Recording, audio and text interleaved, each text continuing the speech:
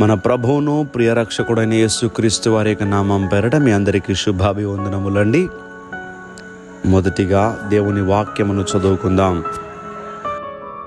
ఎడతెగక ప్రార్థన చేయడి. దేవుడి వాక్యమును దీవించునుగాక.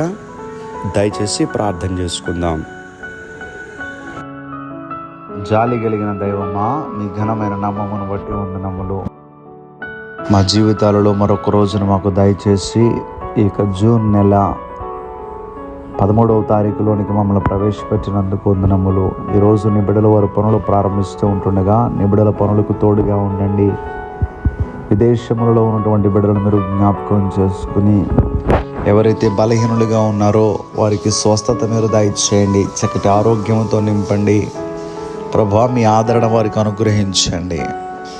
అలాగనే ప్రతి బిడ్డని ప్రభువా మీరు జ్ఞాపకం చేసుకొని ఈరోజు అంతా సంతోషంగా ఉండులాగున మీ సన్నిధి యొక్క సహాయం బిడ్డలకి దయచేసి ఆధ్యాత్మికంగా ఇంకా బిడ్డలకు అభివృద్ధిని దయచేయమని యేసుక్రీస్తు వారి యొక్క నామం పేరట అడిగి వేడుకుంటున్నాం తండ్రి. ఆమేన్, ఆమేన్, ఆమేన్.